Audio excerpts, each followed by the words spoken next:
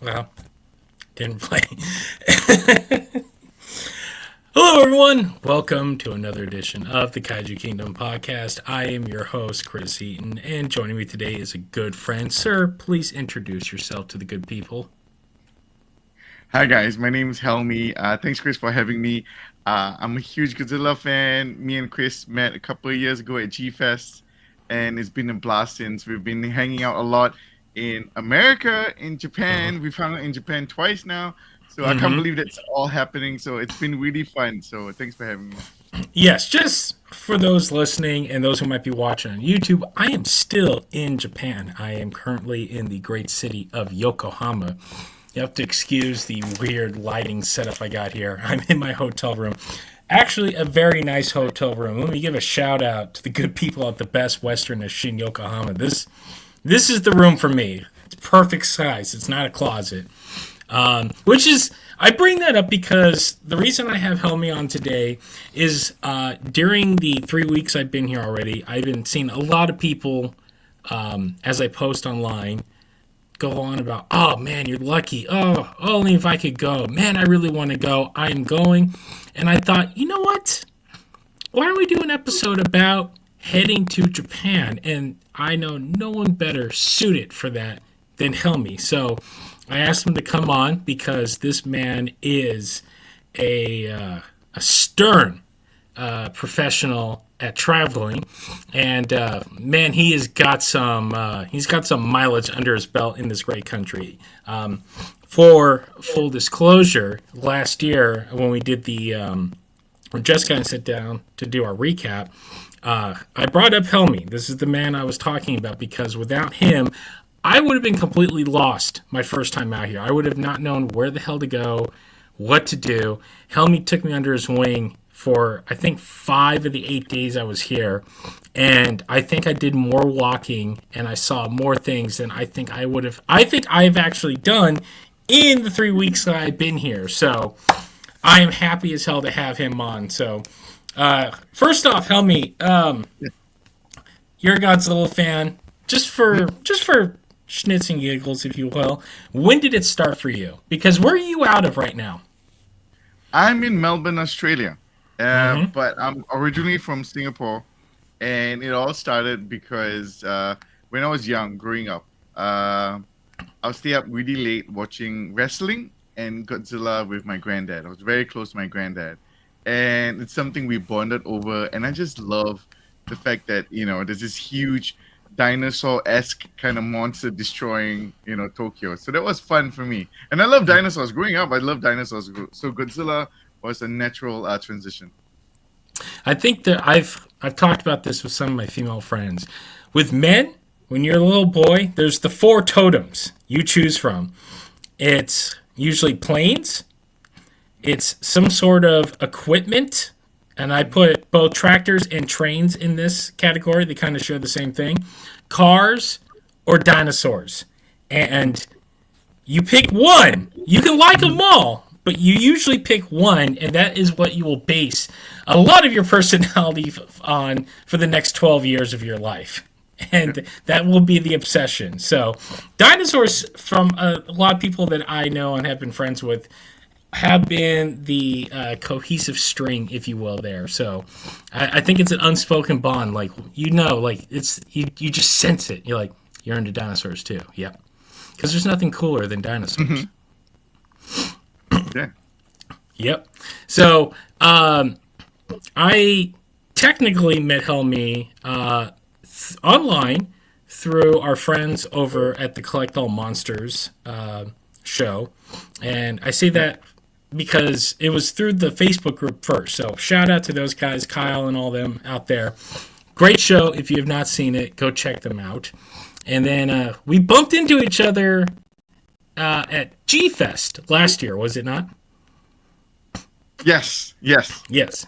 I think it was the last day we were down in the autograph. We were down in the autograph area, and all of a sudden I just hear Chris, and I look. I'm like, Helmi? Like I didn't even know you were there. I had no idea you showed up, and we got to talking. It was Sunday night. I think the show was wrapping up, Hmm. and I and knowing I know that you're from Australia, and that's why I was completely shocked to see you out in Chicago, because that's a long way from Australia. And Yeah. I asked, like, "Hey man, how long are you in town for?" He's like, "Oh, I'm flying back tomorrow." I'm like, "Oh, okay. Where do you got to go?"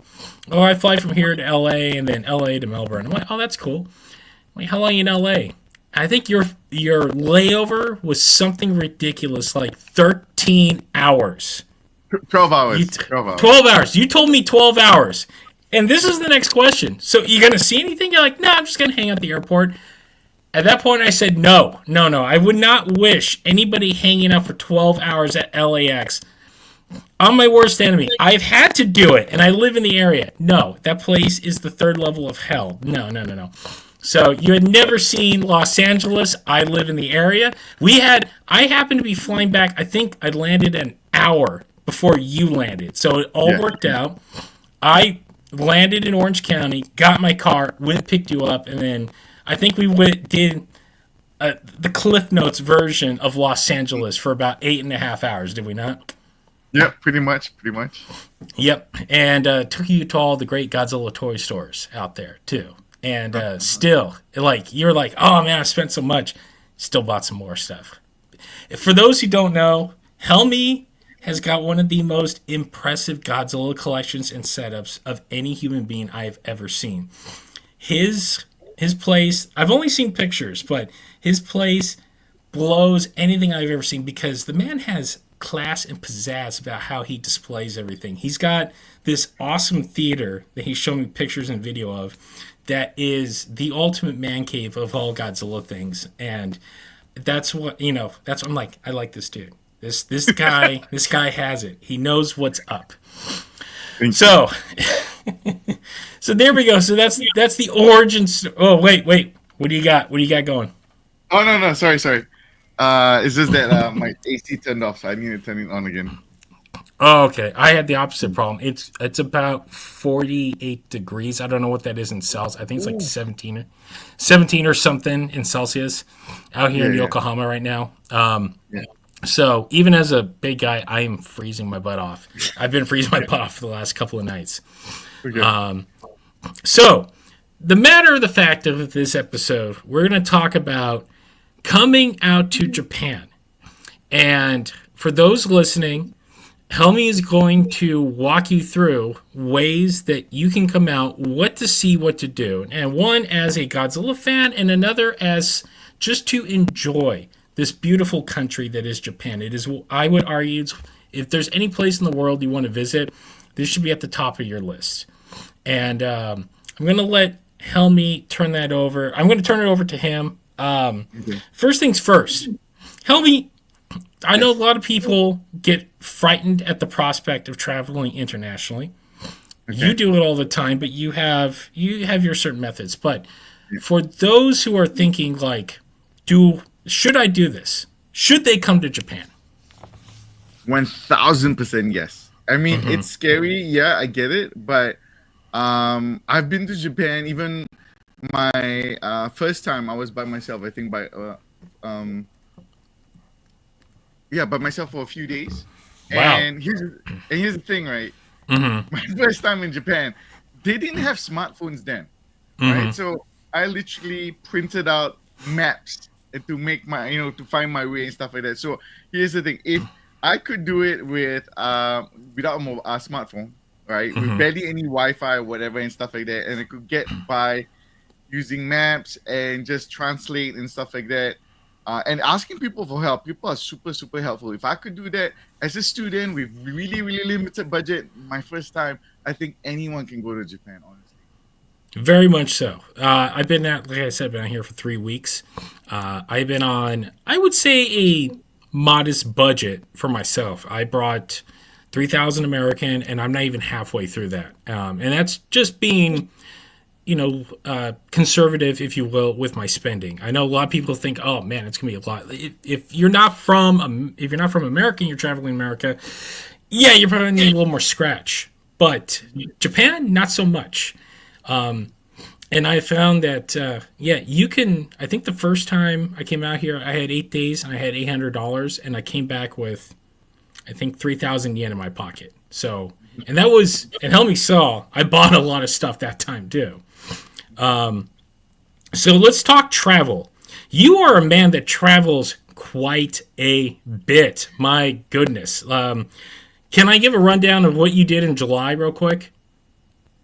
July. Oh, sorry. I went to G Fest, so that was Yes. amazing. Mm-hmm. That was in.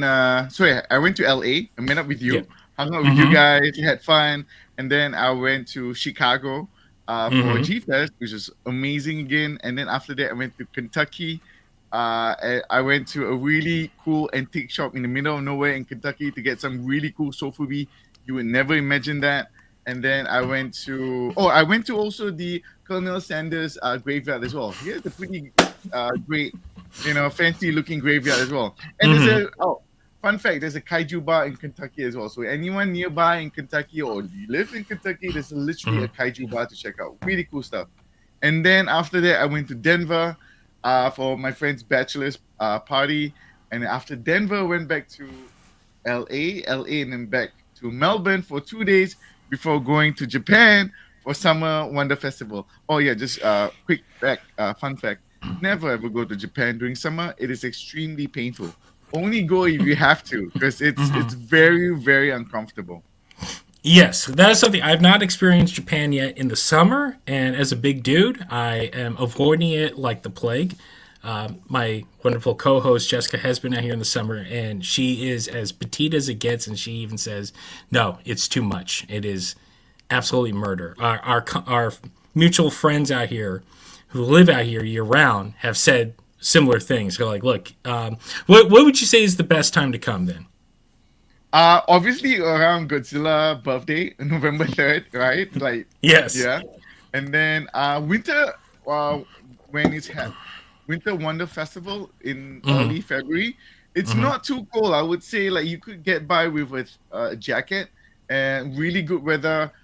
Perfect time to go would be March, April because you can see cherry blossoms and it's quite cool. You won't sweat too much. You can wear most days can just wear a t-shirt or maybe a light jacket. So I would say February when Wonder Festival is around.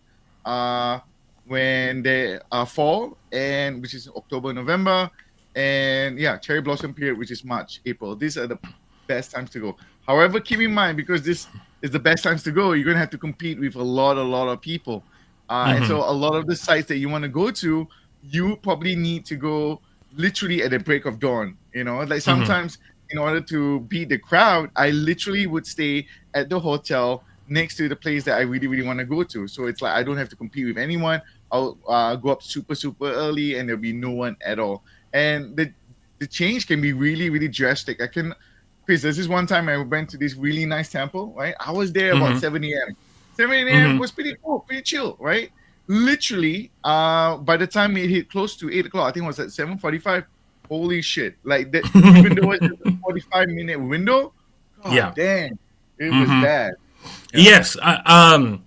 I actually sent you a picture about 2 weeks ago when I was in Shibuya, and I have never seen humanity. Again, I live in the greater Los Angeles area. I thought I've seen it all, but holy hell, like Shibuya was insane. And this was a Monday night. It was a Monday night. That blew my mind. I seen the picture, and I think you told me like I've never seen Japan. This is probably the most crowded this last trip that you had seen it possibly. Mhm, mhm. And I part of it, well, I think part of that has to do with the exchange rate Yeah. being as low as it is right now. So if you're planning on coming in the next couple of months, might be the time to come if you really want to make that dollar stretch, which we'll get into in a second. Mhm, So let's talk about flights. mhm. Airlines, all that stuff. Just so people know, Melbourne to Japan is still not a quick jaunt. You guys might be on the same, I guess, latitude, if you will. But how long is the flight for you to Tokyo Uh, from Melbourne? Thankfully, there's a direct flight. It's 10 and a half hours. Oh my god. Oh, that's my time back to Los Angeles. That's not coming here. The Yeah. flight here is from Los Angeles to Tokyo is roughly 12 hours and like 30 minutes. And that is a sit. So let's tackle this and first, because you gave me some great recommendations last time you were out in LA, and I've been passing this along to people.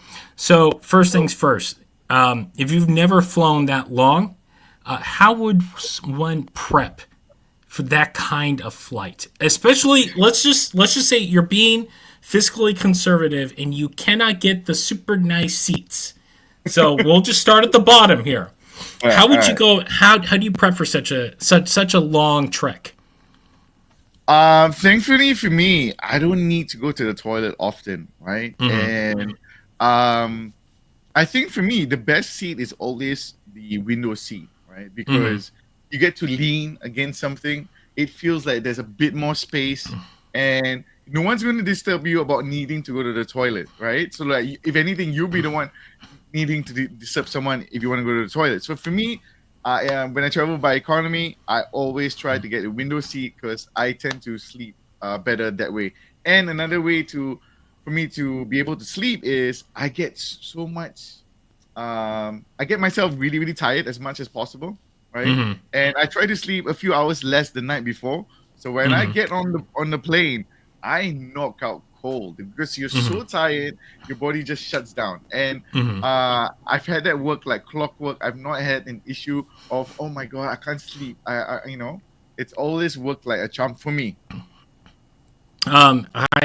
I've had the opposite, unfortunately, because you're much more fit than I am. You're very svelte.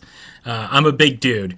I think I've lost some weight out here walking around Uh, Japan, but even still, like I'm still a big boy. So if you're of the, let's just say, more rotund clientele, if you will, I would say yes. I would follow Helmi and say yes. The window seat is good, but for me, I need an aisle seat just because I'm 6'1", and I'm over 300 pounds.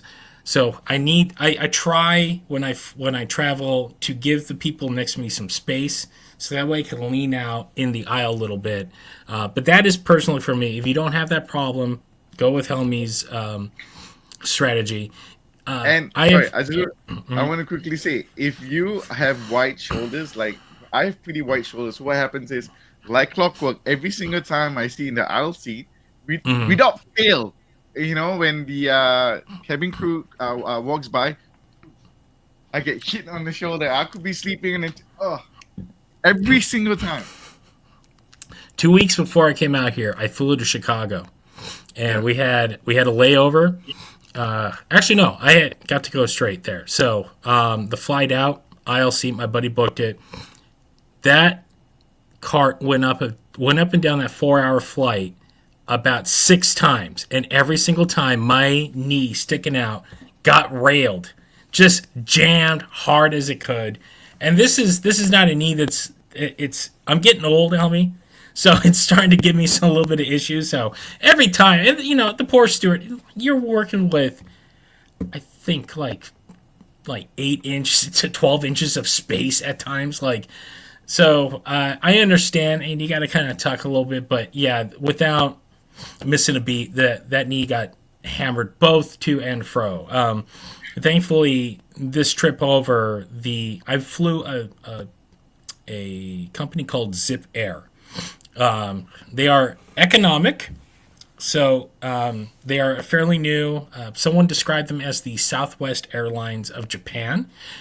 I think that's fairly apt. I've flown United and Zip out here. Zip was fine. The seats were fairly roomy. They are very economy, so if you don't expect any in-flight meals, and if you do, they're very basic, if you will. You get some cup of noodles, a couple little things here and there.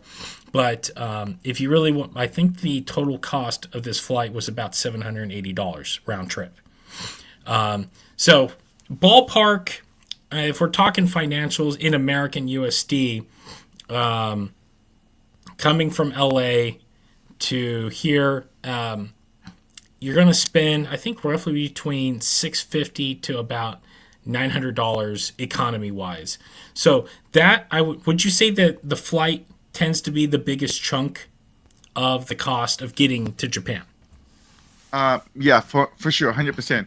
Um, Keep in mind that sometimes it can very by quite a lot. It can go a few thousands, even just for Mm-hmm. economy. But if you travel off peak, or if you book your tickets way in advance, or if you choose weird timings or pairings and stuff like that, you can bring the cost down. I've heard of people because they'll be wanting to save a buck, they travel indirect routes and stuff like that. So it takes Mm-hmm. longer, but I've heard it go down as cheap as $450. Which Mm-hmm. is like to go to Japan, 450. That's not a lot.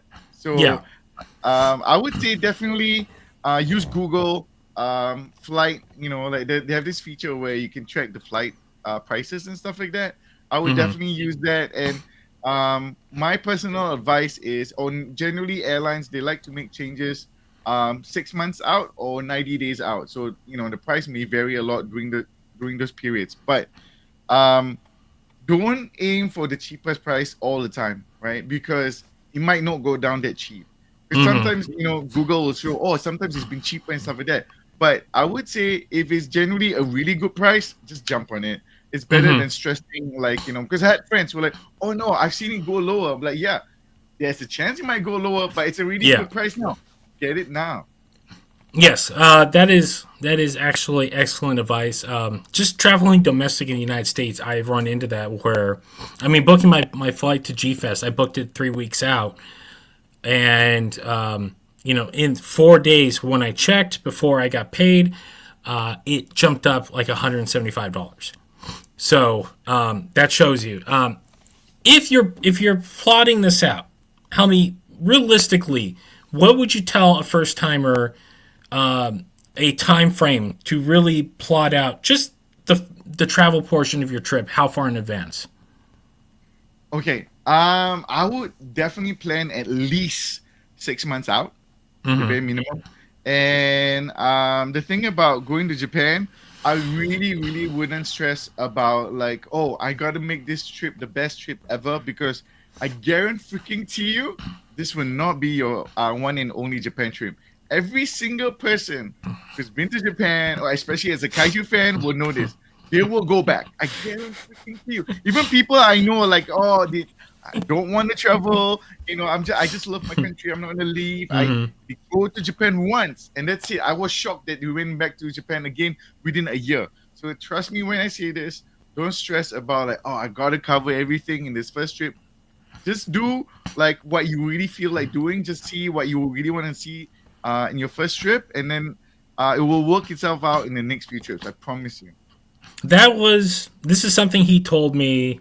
Helmi told me on the last trip on our last day. He's like, dude, when you plan your next one? I'm like, I don't know. I'll see when that comes through. And lo and behold, this came up, and I have the time right now. So when that first trip, I had 8 days, and that's not accounting if you're coming from America, you lose a day coming over here. So you jump ahead, and when you come back, you gain a day. So if I had 8 days, so technically I had about seven, like just 7 days to myself to really do things. And again, thanks to Helmi, like shoved in so much, and that was just within the immediate Tokyo area. Something we'll jump into in a minute. But I went as far as where I'm staying now in Yokohama because one of the big things was I got to see that Gundam last year. I had to see that Gundam. That was on my plan. Thankfully, my friend Jessica went and saw it earlier and warned me, make sure you go on the weekend because they're going to be closed the rest of the week. I had planned to make it like the last part of my trip. Oh no, things had to change around. But I'm glad I did because once I was on that plane back after talking to Helm, he's like, dude, you're going to come back. I know you're going to come back. And this whole last year, I'm like, I'm definitely coming back. But that 8 days was not enough. And I wanted to see so much more. I have friends that live in Osaka. I wanted to see Osaka. And much like last time, I had a warped view of how small this country is. And it's really not as small as I thought it was.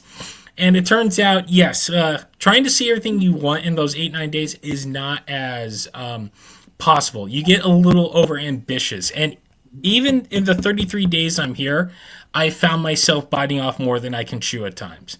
I mean, look, I just spent the last 8.5 days in Osaka. I went to Kyoto, and I told you, hey, I'm going to do Fukuoka for a day. And your reaction was, really? Like, everyone I told, they're like, you're going to Fukuoka. I'm like, yeah, I want to see Fukuoka. I want to see southern Japan. I want to go as far south as I could. And there was a part of me that was like, if I can get to Fukuoka, maybe there's this artist I love. His family has a sweet shop like an hour south. Maybe I can get there. Oh, no, turns out once I was there, oh, no, Fukuoka is not like the rest of Japan. Tokyo is its own thing. Would you say that's correct? Yeah. Once you go out to the sticks, it's a bit harder to get around, right? Mm-hmm. And everything else is not as English friendly, or public transport is not as easy to find. Very much and so. the train times won't be as frequent and stuff like that. And having to navigate Japan on a bus is not easy, which is why most tourists do not use the bus, because it's quite daunting. It is. But you can get used to it. You can get used to it. I did. So yeah. Mm-hmm. I ran into this. Thankfully, because of our tight knit group, we have a friend that lives down in the Fukuoka area. Frank, shout out to Frank. He heard me talking about it. He's like, dude, come on down. I'll show you around. And turns out, yes, Fukuoka is a very car centric area, much like Los Angeles is.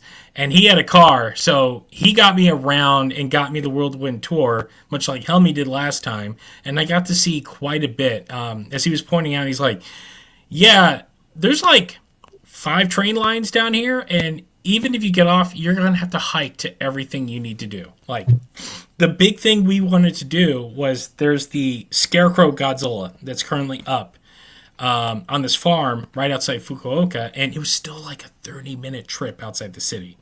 Wow. And yes, I was, before Frank had offered that, I'm like, I'll get out there, I'll figure out a way. Oh no, I would have had to have taken a taxi. And then here's the thing: once I got the taxi out there, good luck getting a taxi back, because that was going to be the other problem. And on top of that, I would have spent a small fortune just to see this, 18-foot Scarecrow Godzilla. Thank God for Frank, because he's like, I want to see that thing too, so we're going. And now that, Helmi, that you've experienced some of the rural areas of America, when we were, and Frank is from America too. When we were going through this area, we were like, oh, this feels like southern Missouri, like where my family's from. I'm like, this is the boons, and this is where this Godzilla was. I'm like, yeah, there's no way in hell without a car we were getting out here. So depending on the areas, like Osaka, very train friendly city. Kyoto, same thing. But I found with Kyoto, I had to do a little more walking than I would have had to do in Tokyo. But they're not as big of cities, so you can really get around. Yeah, that was my goal this time around. Like, I have a month, seeing as much as I can. Now, realistically, most people, you're going to have 9 to 10 days. My friends that came and joined me on the first leg of the trip after the Godzilla stuff, they had 10 days, which meant they had about 7 solid days of doing things. Because you got to take in the big thing that people don't, if you've never traveled internationally, time change. I've never been one for jet lag, and this traveling out here twice now has gotten to me. The first time I was so bonkers out of my mind that I'm not gonna lie, I had a panic attack in my teeny tiny hotel room at like 1 a.m, and I had to get out and get some air. So a big thing I would recommend is definitely try your best. Once you come in, give yourself a day to rest and readjust. Even the youngest person that I've talked to that's done this, they're like, yeah, that first day is a lot, and it takes a little bit to readjust, especially if you're flying and the sun never leaves your plane. That's kind of messed up in a weird way. So those are little things I would say. But for the first timer, most likely you're going to go to Tokyo. let's go into accommodations in Tokyo for the modestly budgeted traveler for the first time. Tell me, what are your recommendations for people out here if they're coming for the first time? They want to see Tokyo, and let's just say you're coming with a couple of friends. A lot of Okay. people, especially in America, they would say, "Oh, we'll just split a room." What would you say to that? Okay, here's the thing, right? There's a variety of options when it comes to like wanting to stay in Tokyo and stuff. So you have, if you're on a really, really tight budget, like crazy tight, you can still Mm-hmm. do hostels, right? There's hostels Mm-hmm. which I've literally stayed in hostels as cheap as, I guess, in American dollars, um maybe $18 a night. You know, That's about what I was seeing when I obviously, was booking. Yeah. yeah, you don't want to really live in Mm-hmm. places like that because it's not the most comfortable, and obviously you need to share the facilities and stuff like that. But I would say if you can book an APA in advance, because trust me, if you don't book in advance, I've seen APA go up as high as $300. Literally, Uh, I'm never paying $300 for an APA because it's supposed to be a budget hotel. So this is why I stress that it's important to book your rooms much in advance. But generally, I've gotten by with, on average, I try to spend about 50 to $60 a night. And this is because I'm booking in advance and I kind of know where to book and stuff like that. Ideally, you want to book a place which is near to the places you want to visit all the time. I tend to book in Akihabara because tend to check out a lot of stuff in Akihabara. And if you book in advance over there, it can be 50, $60. Shinjuku, it's a bit more expensive. Expected to be 80, 90 if you book in advance. But again, this is like really good prices. On average, be expect to pay maybe $120 a night on the lower end. But yeah, just do your research and just book in advance. That's the best advice I can give. Now, for the other thing, for people who are traveling in groups, they might think, "Hey, we'll split the cost." What do they need to know about the budget Japanese hotels? Okay, so okay, first thing first is the rooms are very small, right? Very Mm-hmm. small, very tight. You might be able to squeeze two people in a room. Um, Ideally you will want to get a single beds each, and keep in mind, right, I know in certain places in the world that I visited, the room price is fixed. For example, there could be 10 people coming into that room, it still is going to be $100, right? But in Mm-hmm. Japan it's different. It really goes by Mm-hmm. the number of people in your booking. So if you book a room and there's an additional person, then they're gonna charge a little bit extra. So instead of $100, it would be like $115 or something like that. So keep in mind that. So when you're doing your budgeting, and you're checking the prices, make sure that you keep into account that there may be additional charges like that. Mm-hmm. Now, most people are gonna, want to stay in Tokyo, and that's probably for the first time. I would say yes. Spend your whole just plot your first time around in Tokyo. If you got like about, let's just say on average 10 days to a week.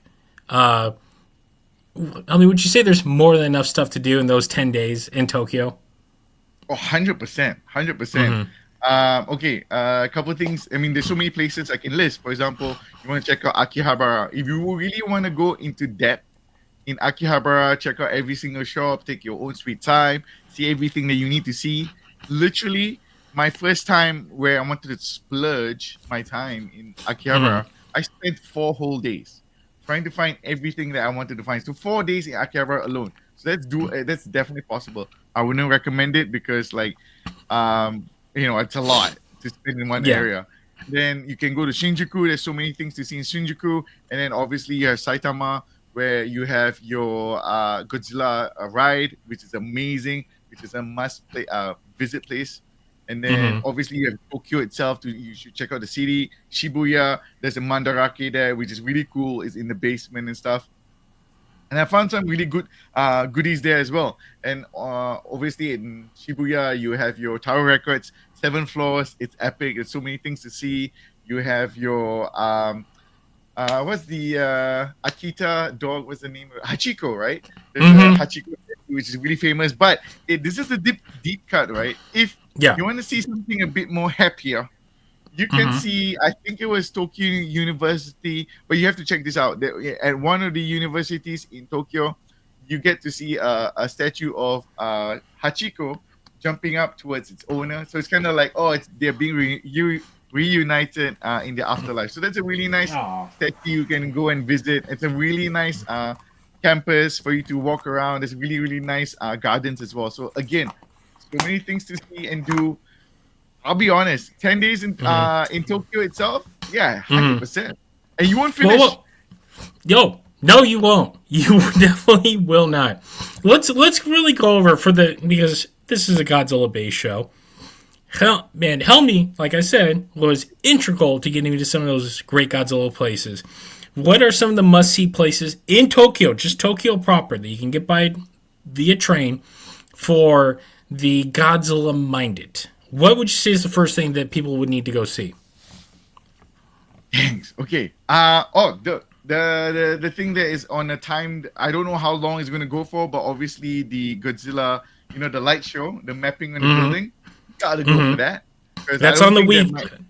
Yeah. Yeah, that's on the weekends right now. I got to see it 2 weeks ago, which it's amazing. And there is a website that you can check for the schedules. Remember, it is Saturday and Sunday. They don't count the weekend out here as Friday, Saturday, and Sunday like in America. So Saturday and Sunday at sundown, and the sun goes down very early out here during the fall. It's about 4:15.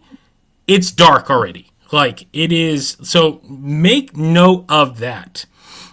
Just know that if you want the daylight to do a lot of things, you're gonna have to get up early and often to really hit that stuff because once about 3:30, it starts getting settled into dusk, and then 4 o'clock, the lights are on. I believe at the Shinjuku Metropolitan Building, that show starts around 5:30 and runs till about 10 o'clock.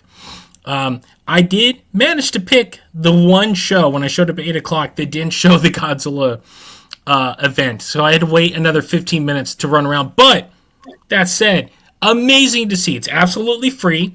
You go. It's the two buildings where Godzilla and King Ghidorah or Mecha King Ghidorah fought, and they project this it's this insane video on this entire building, and it's part of a whole show. So I think the show lasts about 15 minutes in total. The Godzilla portion I think is like 8 minutes long, and it's awesome because sitting there, Helmi, doesn't it feel like if our boy was real, Yeah, this is the 100%. closest. Yes, Yeah. this is the closest Oh, you're getting. I was so pumped because it literally, I got chills because it felt like this is like if Godzilla was real, this is how it's going to be like. It Yep. really felt like that. Yeah, he fights the Super X, and then this coming weekend, as of this recording, they're starting a second show. They're calling, I think it's called Generations, and the tease shows about 10 different Godzillas. I have no idea what they're doing, but it starts Saturday, and you bet your sweet ass I am there, front row center, waiting for that thing to show up. So my buddy from San Nice. Diego's coming in, and we already got that booked out. They're like, we're going to be there, front row. We're going to see this thing. Nice. So, yes. And like I said, it is free. So you don't have to spend any money other than getting to that station. Now, what else? If you're in Shinjuku, what else is there to do What else? Godzilla-wise? Shinjuku. Oh, well, if you're in Shinjuku, then you got to check out the Godzilla Hotel, and ideally stay at the Godzilla room or at the Godzilla view rooms. So those Yes. rooms are available through. You have to find the specific website because if you just go to Hotel Gracery, you won't find those rooms. I think there's a specific link you need to use to find those rooms. And keep in mind, those rooms are very, very expensive, especially if you Yes. book like last minute or on weekends or on special days. It can the Godzilla room can cost up to the highest I've ever seen was $2,000, right? Yes. Which is a lot. I paid the most I've paid for the room. This was a splurge, and because my girlfriend was willing to help me out, so my third time staying in that room, we paid $1,000, so which is a lot Okay. for one night. Yes. And that was for one night. How big is that room, by the way? It's big. It's I would say it is the biggest room I've stayed in Japan, which is not Mm. saying a lot because all the rooms are small, but it is Yeah. really big and spacious. I had a party with quite a few people. I think we had like 10 people in and still felt very comfortable. So I would say it's Yeah. pretty big room. The Godzilla view room, no, that's very small, but you get to see Hmm. Godzilla outside, which is pretty cool. Yeah. And And that room, sadly, that's the room with the foot, right? no, Like the head, no, the head, you can see the the head, head. the No, head. no. Okay, yeah, that's the view room. So when you look Yeah, out, you get to see Godzilla's head. But the yeah. main room that you were in was the one with the foot, right? No, his paw. His paw. Okay. Yeah, So yeah, yes, I think the Godzilla website, the English version, does have a link to that because I yeah. did in my lesser moment contemplate a night, and one, they were nearly booked for the entire month of November, Yeah. Remember, and yeah. two, I think the one night it was open, which was a Thursday, it was $1,400 for the night, and I just couldn't justify that cost right now. But if you get, yes, I would say with Helmi, if you get the chance, go see it. It's amazing. Speaking of Yes. the head is a definite C. It You does go can't off at. visit. Yeah, you can't visit it unfortunately right now because there's been more than one instance of someone trying to jump off. Uh, yeah, that level. So they've kind of closed off the area for now until I guess they increase the security or something like that. But the cool thing is, just keep in mind that there is a cafe on that level, and on that level they have I think Godzilla themed drinks and food for now, and there's a Mm-hmm. small Godzilla diorama at the cafe itself. Mm-hmm. Yeah, so when you Yeah. walk in, you can go upstairs. It's at the Hotel Gracery, downtown Shinjuku. You go up to like I think it's like the eighth floor, Yep. which doesn't even start the hotel because the rest is an office building. And yeah, you walk in. There's the check-in, and then there's like this little kind of waiting area off to the side. But then there's a cafe, and there's the head. You can still see the head up close, but you're going to see it through a glass pane. But if you go into the cafe right now, my buddies, we already got a plan to go get some Godzilla lattes. And then there's the big, I think it's actually the Kyoto big boy, your big guy that you Yes. got. Yes. Yes. 89. Yeah. Yep. So he adorns the opening of the cafe. I actually got to have a drink in there last year, briefly, because there was no one in there, and they're like, "Yeah, just come on in." But there, last time I was there about 3 weeks ago, it was very busy. Now, to be fair, it was the Godzilla 70th, so everybody and their brother was visiting it. But that is definitely something to see. They have a little store, but that's not the store you want to go to. Where do you want to go, Helmi?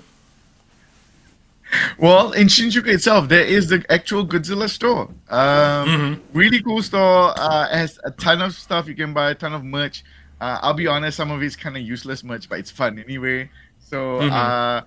I think it was there where I bought Godzilla ear tips. You know, the stuff that you use to Yeah, yeah. clean the ear with. Q-tips. So you would never Yep. think that you have Godzilla ear tips. They have Godzilla coffee. They have energy drinks, wafers, tons of stuff there. It's a bit of a walk from the hotel itself. I think it's like 10-minute walk. But About 12 before, minutes. Yeah. It's yeah, worth it, though.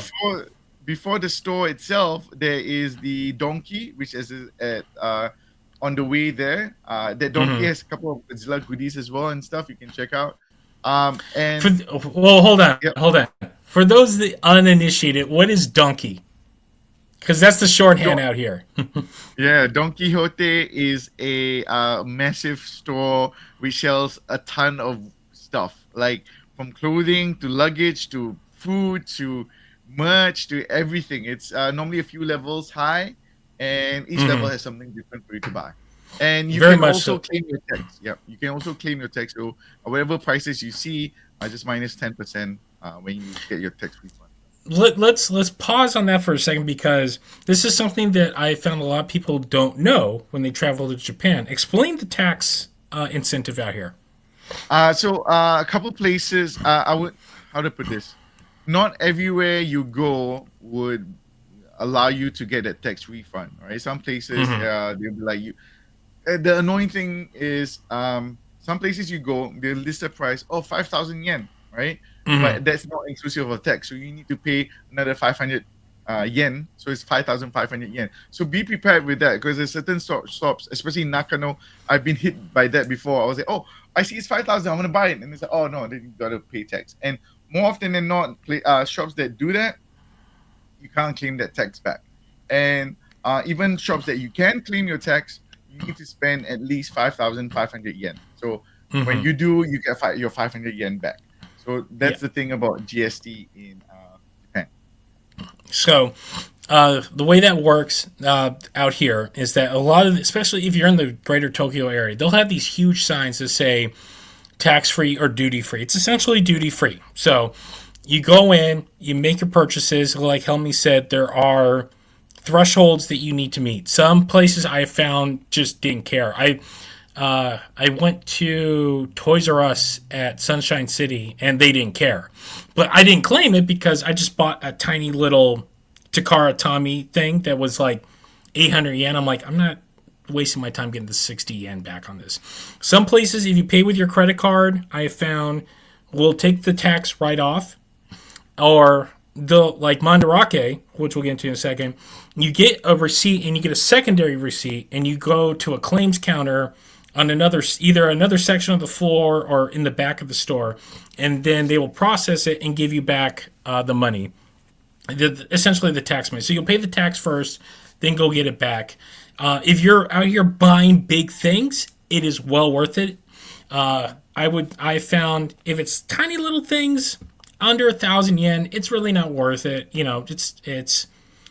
It does take up a little time because there's a lot of people doing the same thing. So these are things to expect when you come here. In that same building where the Godzilla store is, for us collector savvy people, there's two other things in that department store, which the department stores out here are wild. They're absolutely wild to see. They're nothing like American department stores. So Helmi got me hip to this the first time, and I've already made several visits to this place. What is on? I think it's the 5th floor. What's up there? Are you talking about the Prime One display? I am. Yeah, yeah. So on that level, you have a really cool epic Prime One display where they always change out the statues they have on display. So you get to see some really cool statues like Terminator, like Alien, Predator, Ultraman, and stuff like that. It's really cool, and it's free for you to have a look and see and stuff like that. Resident Evil, there's quite a few Resident Evil statues there as well. Really Oh cool man, stuff. they had an awesome Claire and Leon piece. Mhm. Now these things, if you've ever seen Prime One in America gets sold through Sideshow, these are not cheap pieces at all. I think Helmy, you got a couple of them, don't you? Yeah, they're not cheap, unfortunately. Yeah. Now, I do believe that Prime One store does offer the tax incentive, so if you're buying it, you can save a little cash. But then comes the question of how in the hell do I get this home? Shipping. So, Oh, it is yes, huge. The boxes, oh my god. yeah. So whatever you might save on tax, you might end up paying on shipping back. So that is so. I'm trying to think. Is there any other like big Godzilla official things in the greater Tokyo area like Oh that? yeah. Yeah, all right. So you have your in obviously I already mentioned about the Saitama. Mm-hmm. The ride This Godzilla ride. the Yeah, Seabin so Park. there's a nice Yep. visit to Ribbon Park, That. and then you have your Ultraman, the two Kaiju Sakabas, right? Yes. Oh Um, yep. yes. Tell the people about Kaiju Sakaba. Kaiju Sakaba, two really cool Ultraman themed bars. There's two of them. One of it is in Kawasaki. It's Mm-hmm. about 45 minutes out, I think, and the other one is in Shimbashi, if I remember correctly. The one in Shimbashi is a bit smaller.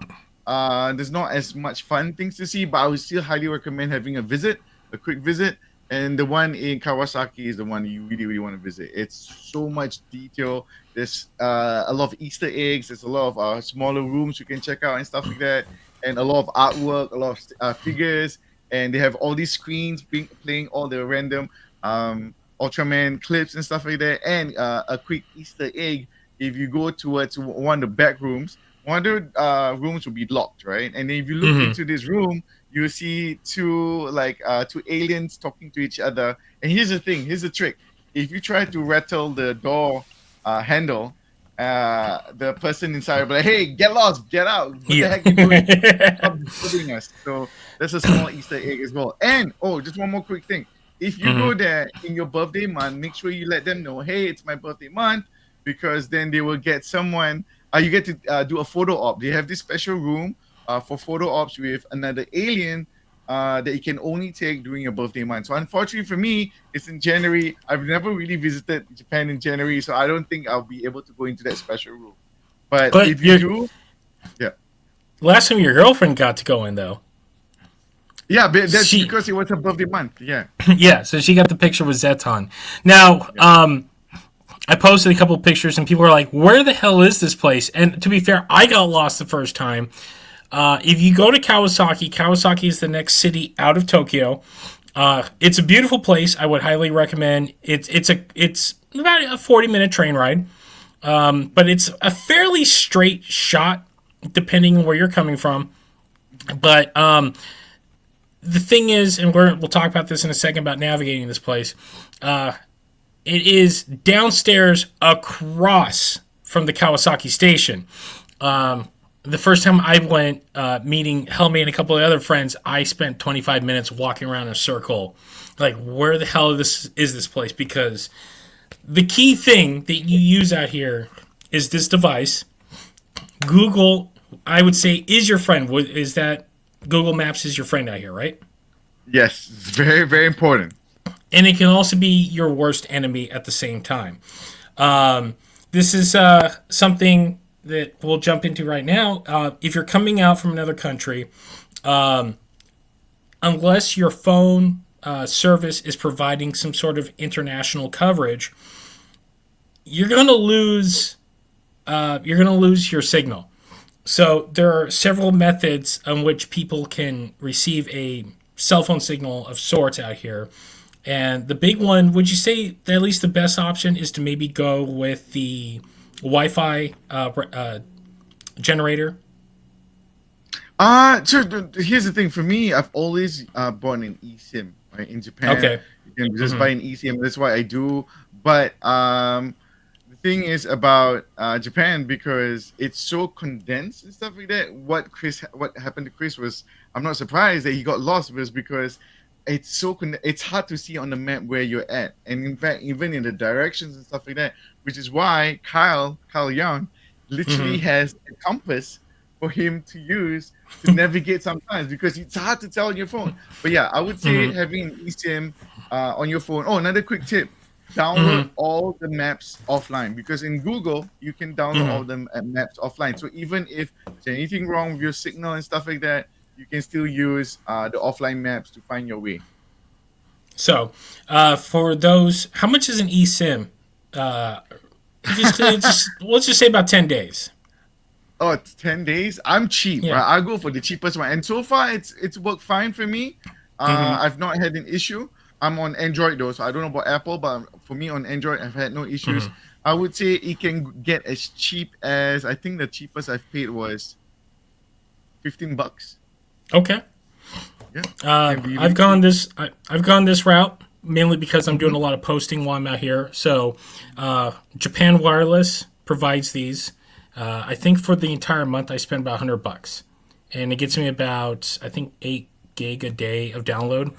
So it's been well worth the price. Those are things you need to consider and budget before you even get here. And Yeah, those are something.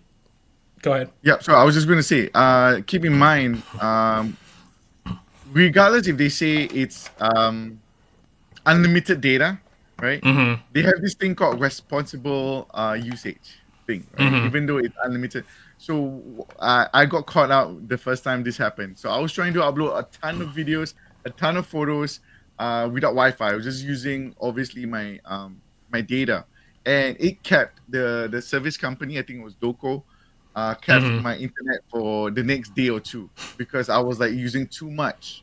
So keep in Mm-hmm. mind, you were planning to do a lot of content streaming and stuff like that. just because they say unlimited does not mean you can go crazy. There's always fine print. On that same note, if you're going to do that, the beauty about Tokyo, especially, is that there's free Wi-Fi all over the place. Your rooms will tend to have every hotel I've been to has had free Wi-Fi as part of the package. The one place that if you are on the street and your phone stops working, but your Wi-Fi will work, where can people just walk into and use Wi-Fi wherever they need to? I've always the fast food restaurants for me. Mm-hmm. Like Macca's and KFC. What are you thinking of? You seem to have 7-Eleven. 7-Eleven. 7-Eleven. An American Institute. It's giant out here. People have heard the stories, and they are amazing. And yes, so if you're in a jam, 7-Eleven will bail you out big time. They are nothing like the American ones. These are tightly run ships out here, and they are fantastic. Also, I believe the Lawsons and Family Marts have them, but 7-Eleven, just find a 7-Eleven if you are in a jam. I think you can also they have money exchange places out there too. At most of the locations I've seen in Tokyo. If you get into the boons, then you're going to run into some issues. So, on the collector side, Helmi. So, you're out here, you want to see some stuff, but now you want to bring some stuff home with you. Where can people go pick up some awesome Godzilla stuff? Some off the stuff that you go to the Godzilla store, the Shinjuku one. It's got some cool stuff, but no, you want to come home with like a primo figure, something that store is not going to have. Where can people go? That's easy. What you want to do is head over to Akihabara, right? Mm-hmm. It's one of the stops. Obviously, not the only stop. Akihabara, there's a Mandarake. What you want to go to is the Mandarake. I cannot pronounce that word. I have trouble pronouncing it. Kroko. It's in the same stretch as the Tamahashi Nations. Yes, it's literally it's the Tamahashi Nation store. When you walk out of the Akihabara station, it is the first thing you see, and then you cross a street, and you'll be under the train track. Yep. Turn right like about half a block, and you'll come into this little. Best way to describe it is a little strip mall. It's like the cleanest strip mall you've ever seen. Mm-hmm. And you go in, and then there it is. And this particular location caters to all things kaiju and tokusatsu. So if that is your goal, this is the location. There are other mandarakes all over the place, but this is the one to come to. And thanks to Helmi, I didn't know that. And when he brought me, I'm like, oh, sweet Jesus, there is so much here. Yeah, and the second spot you should visit. There's a couple of smaller stuff in the Mandarake in Akihabara. The one that's 7 stories tall or something like that. There's still some hidden goodies in there, but not that much. What you want to do is go to Nakano Broadway, and this is an amazing place, which is 3 levels that you should mainly be checking out, or maybe 4. There's a lot of kaiju stuff. You literally would take hours to go through every single level and go through every single thing in detail. And there's a lot of hidden goodies, Sofubi, X Plus, everything realistic, toys and stuff that you can find at Nakano Broadway. And a lot of it is even vintage stuff as well. Yes, and the thing, like the first time Helmi took me there, we spent like 4.5 hours in there because there are so many nooks and crannies. Because this type of setup, these Broadways, these malls out here that are kind of more, they're kind of like a hybrid of open air, closed air ones. I found there's a lot of them in Osaka too. They are all like small. It's one big building that has small individual stores in each of them. So you might go to a mandarake that has nothing but manga, and across the way, there's a guy just dealing in nothing but, let's just say, vintage toy cars. And across from him is another person that just has a hodgepodge of things. You'll just see figures and books and stuff, and you just got to go look in. Some of these stores are tiny. They are tiny, like There was like one store like I am not going in there because I'm just gonna it's gonna be like a bull in a china shop. I'm just gonna knock everything over. But there are hidden gems in all these places. So Nakano definitely, if you're going to come out to come buy things, make this a half day event. The thing is, when you walk in, you have to walk about maybe like about half a football field before you actually get to like the section where the Mandarakes are. And there's the escalator. Don't go to the escalator first, right? Yeah. There's this one I went to enter like not that far, maybe 50 meters in, and then because you want to go up and check out all the good stuff, because all the good stuff are on the high levels and stuff like that. The escalator brings you all the way up to level 3, and you would think, oh, that's level 2, and you miss out on a whole level of really good stuff. So once you see the escalator, don't go up.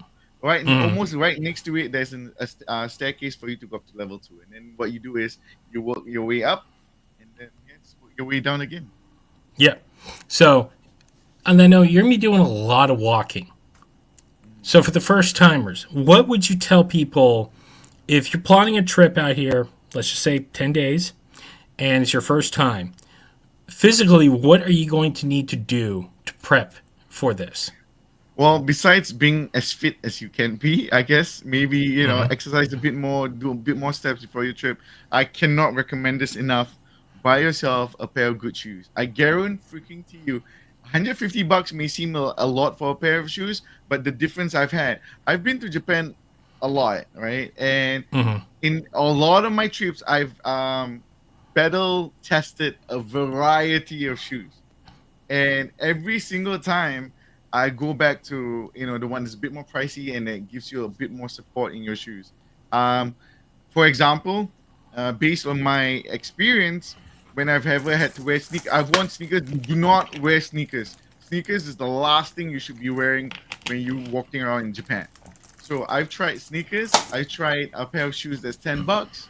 I went to Kmart and bought shoes that's like $15-20. And I've gone up to shoes that's up to $200. You don't need to spend $200 on a pair of shoes. But I guarantee you the difference was when I was wearing sneakers or shoes that were pretty cheap, I could go maybe 10,000 steps and I would start to hurt quite a bit, right? 10,000 steps. And when I go to a better shoe, a more expensive shoe, I guarantee freaking to you, the amount of pain that I had at 10,000 steps, I was able to stretch it out to about 30,000. That's a big difference from 10,000 to 30,000. And I guarantee you, when you're in Japan, you're easily hitting 20 plus thousand steps a day. Easy. Yes. Well, oh my God. Yeah. First time I learned this the hard way. Especially this trip, it took me about 10 days to fully adapt to the amount of walking you have to do, which is something that I don't think a lot of people are prepared for. It's not just walking to your destination. There are stairs.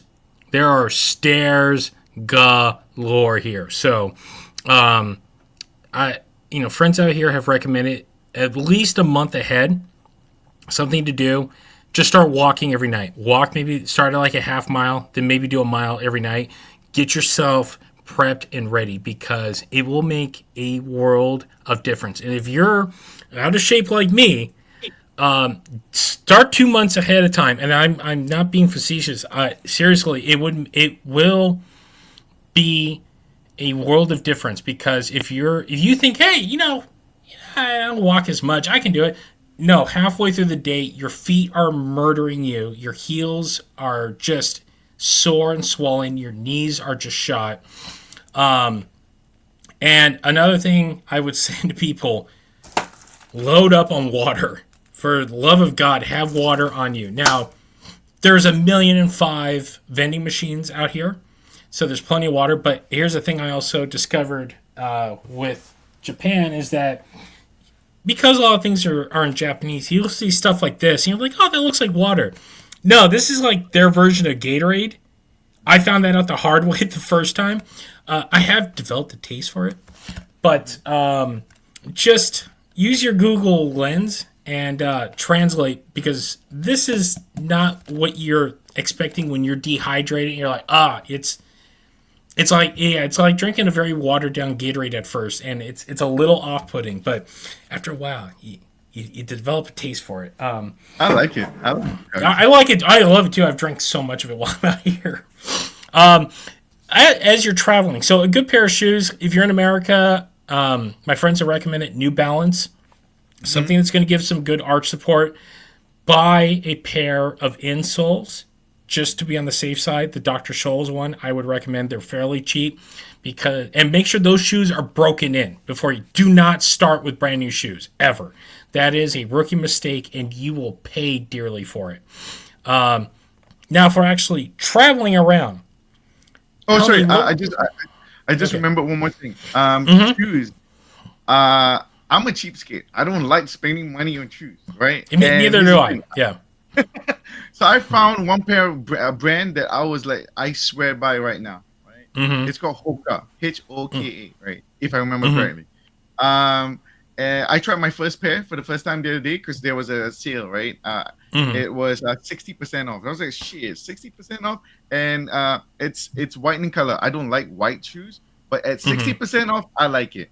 Mm-hmm. And it was still really expensive. I think I paid about $100 after 60% off. Anyways, I wore it and I was like, holy shit, this was a game changer. And even though I'm a cheapskate, literally the next day I bought a second pair. I tried to find another pair because I knew I was gonna wear it out and stuff like that, Mm-hmm. and I wanted to balance between two pairs. So the next day, as a cheapskate, I bought the second pair. So I would highly recommend Hoka. And another thing I want to mention as well: bring a ton of painkillers because your feet is gonna hurt. No matter what pair of shoes you use, it's still gonna hurt. Yes.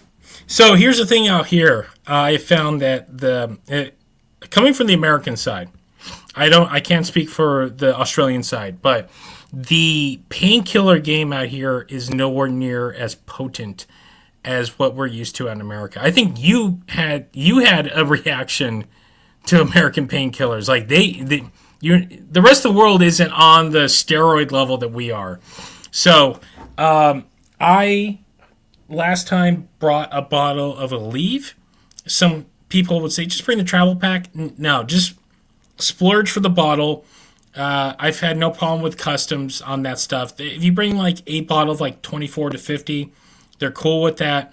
Tylenol, extra strength, I have found works just as well. And if you can't do a leave like that, don't use aspirin. You need a something. You need some sort of thing that's going to bring down swelling and muscle aches. Those are the big ones, and that is a must. Bring those from wherever you're coming from because some of the things they offer out here are nowhere near the potency, or it's trying to figure out what's what because everything is in Japanese. So I've had to ask friends about certain things of picking up out here that I've had to go hunting down. They've recommended certain things. That's been helpful. But if you don't have people out here in the know, come prepared. That is the biggest thing I would say. Allergy medication. Allergies are a big thing out here. This is a very lush area, including Tokyo. I'm an allergy guy, so I always bring Zyrtec with me. You will need that. If you come in I think especially during the cherry blossoms, people have told me, yeah, they're just just a snotty mess. So have any of that stuff that you need. Benadryl is a big one that I found for this trip, especially if you're having some problem trying to get some sleep.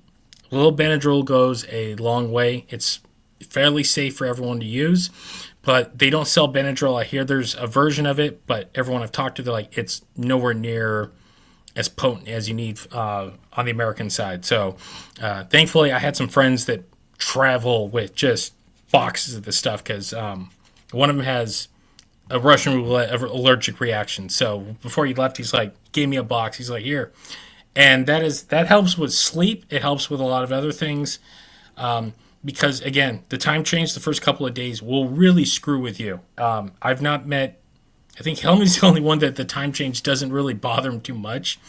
To be fair, you're kind of on the same level. I think you're only 2 hours ahead of me right now. Two. Okay, so it's not as big of a jump as the 8 to 10 hours that it is for me. Like I think it's 1 in the morning in America right now. It's 7 p.m. out here. So something for that. Have all this stuff lined up in the big thing, your travel bag.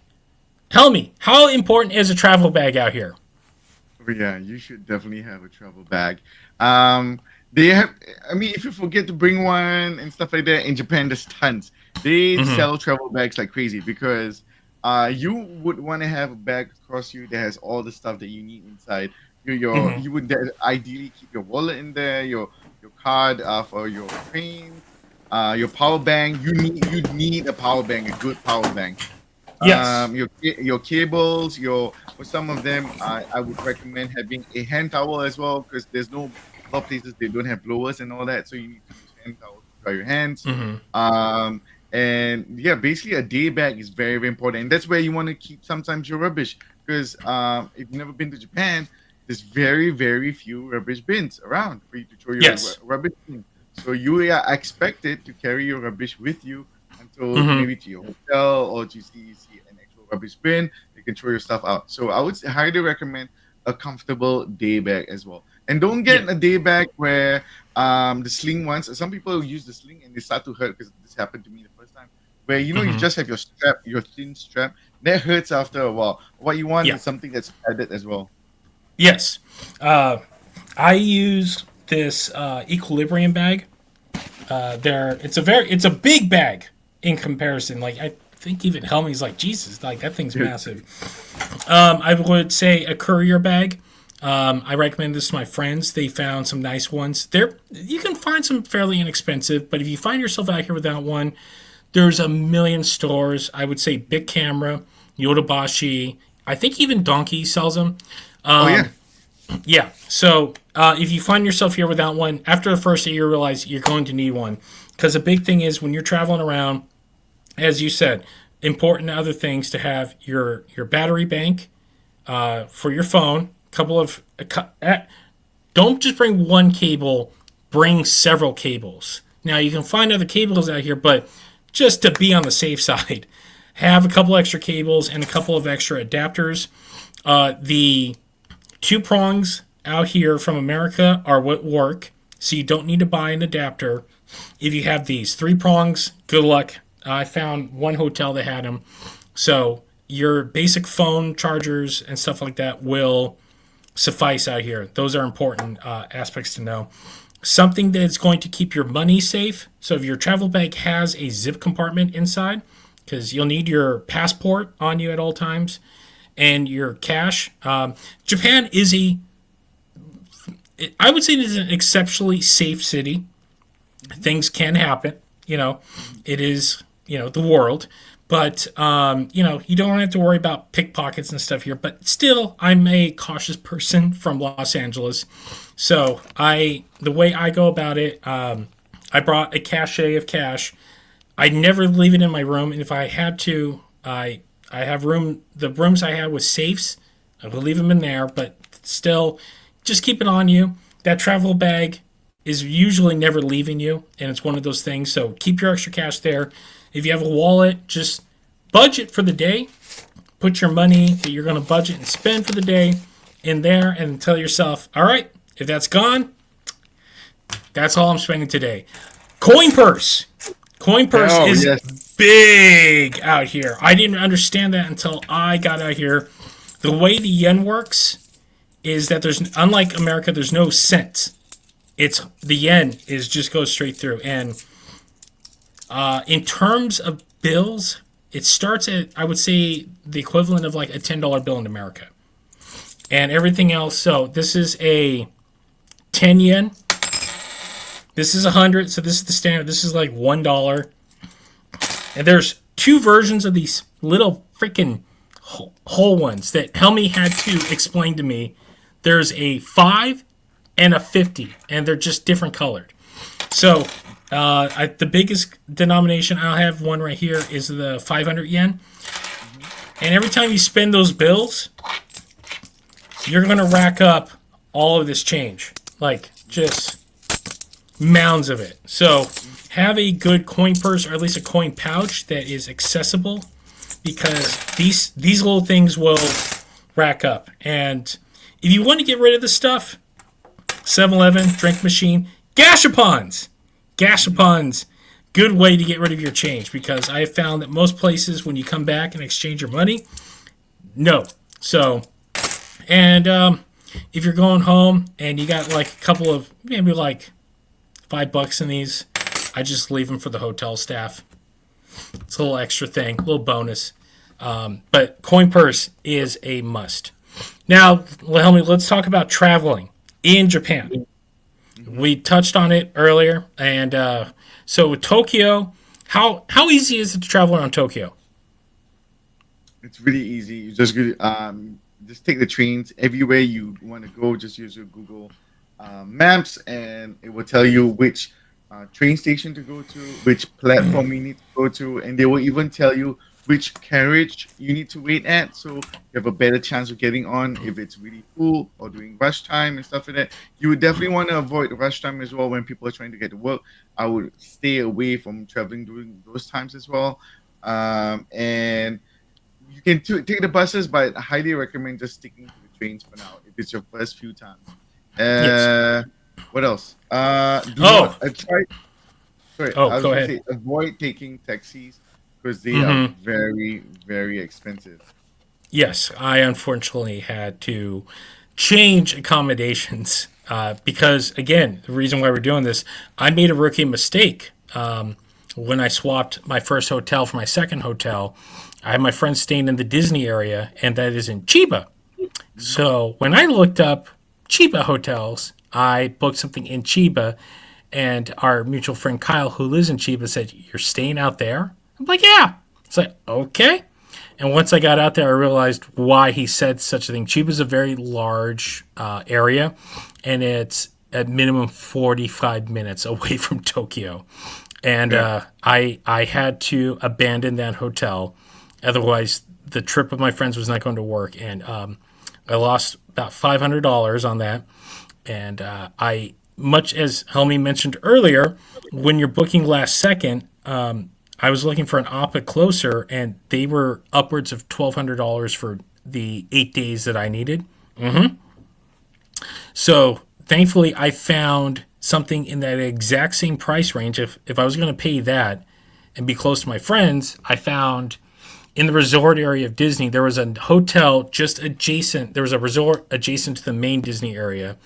And for the exact same price of a teeny tiny room, I got this giant sweeping suite that had 4 beds in it and a balcony. Because that's the thing. Some of these rooms, my room I'm in right now, perfect size. Windows will open and you can get some air. I've been in rooms, the windows do not open. So the airflow is an issue in some of these things. And those are things to watch out for. But the problem was with that hotel, it was not accessible by the train station. So thankfully there was a tram that they sent to Disney, but every night we got back, couldn't make it. So for like 6 nights in a row, I was taking a taxi from there. I'll tell you this, 2 nights, I split a taxi with my friends. First night was from Tokyo Tower to Tokyo Disney. That was 10,000, that was 10,000 yen. And then the second night, we took a taxi back from Shinjuku to Tokyo. That was 8,000 yen. And if you're paying with cash, that will eat away. Now, they do take credit cards. And something with credit cards, especially on American, they will go to whatever the exchange rate is right now. Thankfully, it was a little bit in my favor. So when I looked at that bill, it wasn't as hard as a bite that I was expecting, but it was still a little bit costly to get roughly about 15 to 20 miles. The Uber is not Uber out in America. It is with the taxis. And to get from Disney to my hotel via an Uber was going to be about $65. And it was only like about 8 miles away. So taxis, because the thing with the trains, they stop at midnight out here. So if you're not on a train by 11 and you can't hike it, you're either stuck or you're going to have to take a taxi. So taxi, I would recommend is just that. That's DEFCON 4. That is like, I have no other option, but you're going to pay for it. And that is something to watch out for. Take the trains.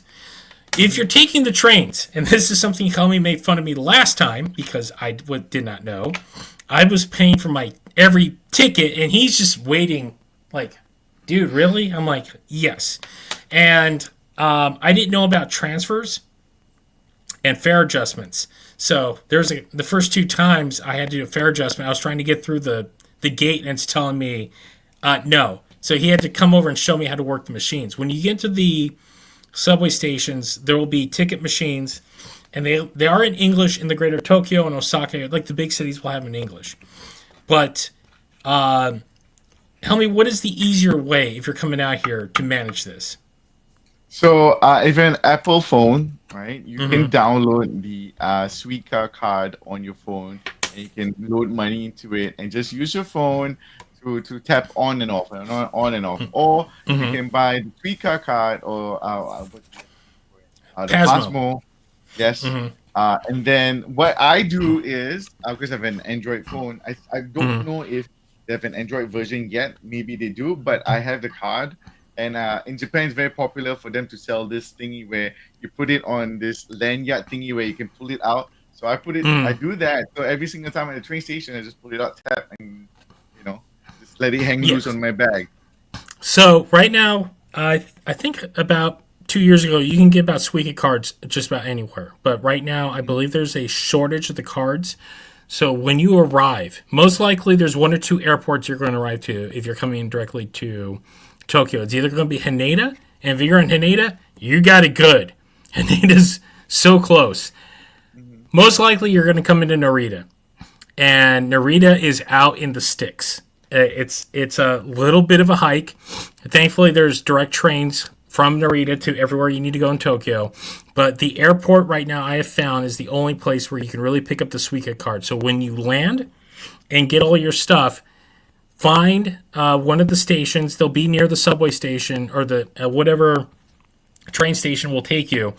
Buy one of these things. They are rechargeable.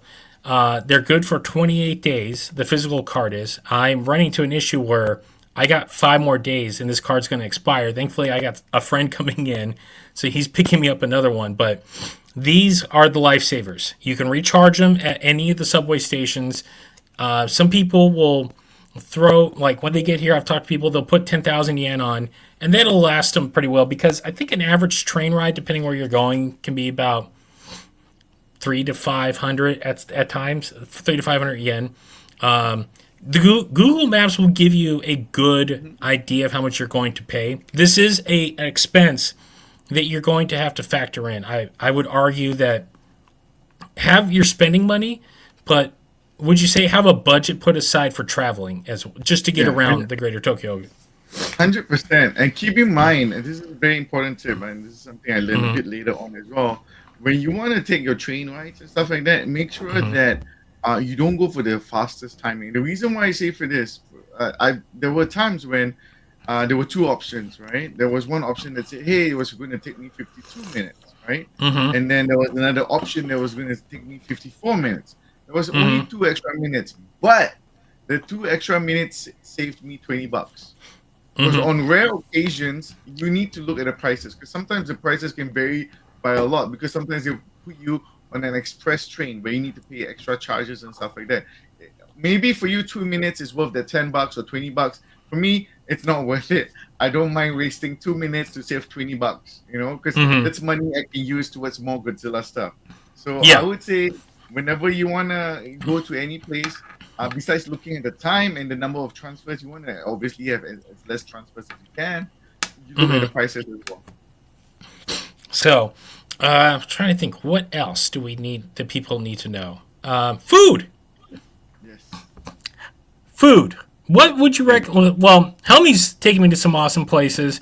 If you come out here from America, they do have the standard fast food stuff. There's McDonald's, Burger King, and Wendy's out here. I've even found a Carl's Jr. that's served Mm-hmm. Yep. Yep. American style. Those are, if you're out here like me for days on end, like I'm out here for a month, like there have been days where I'm like, I've had so much ramen and everything, like I just want something simple. Or if you're curious, I would say try McDonald's once, try KFC because they are very different from what they are in America, taste and style wise. Just as And a And I just want to highlight the look as well. Mhm. When you go to Yes. Japan, when you see a fillet of fish, it looks like a fillet of fish. Because I don't know about America, but in Australia, when they give Mhm. you a piece of fillet of fish, it doesn't look like the burger that's advertised. Sometimes No. the cheese is not even in the box somehow, Yeah. you know? No. Same in So, America. Same yeah, thing in America. Exact yeah, same. yeah. The food out here is actually relatively inexpensive. I would say stay away from the resort areas if you're staying at any kind of resort. Go out in the town. I would Oh, say, I what would are say your very, jams out here? okay. So I would say it's very, very important. There is Hmm. quite a few tourist traps. These Hmm. places that are tourist traps, they will charge you an arm and a leg for the food. Mm. Generally, good food, you don't even need to spend more than $20-$30 max per person, right? If Hmm. you go to any place and they start charging you more than $30, unless it's a super fancy high-end restaurant, like you go to a hotel, everyone dressed in a suit and stuff like that. Outside of that, any restaurant shouldn't be charging you like 150, $200 for a simple dish. There Hmm. are places, unfortunately, because of tourism and stuff like that, they realize, hey, we can capitalize on this, all this gaijin. They don't know what they're buying, and they think it's good. No, you don't need Hmm. to spend more than 20-30 bucks for a good, really good meal. And then if Hmm. you don't mind, like, oh, you're just like going for something decent and stuff like that, you literally can spend as cheap as $5, honestly, Yes. at a ramen store and stuff like that. I think they call it Sukiya. I can't remember what's the name of it. That one's really, really cheap. And it's pretty Yes. tasty as well. It's not fancy, but it's tasty. And Hmm. then if you go to Well, McDonald's, legit, it's $5 for a meal. hmm. So Yeah. yeah. I spent when I was in Nakano. We went as we were leaving. We got lunch at this ramen joint.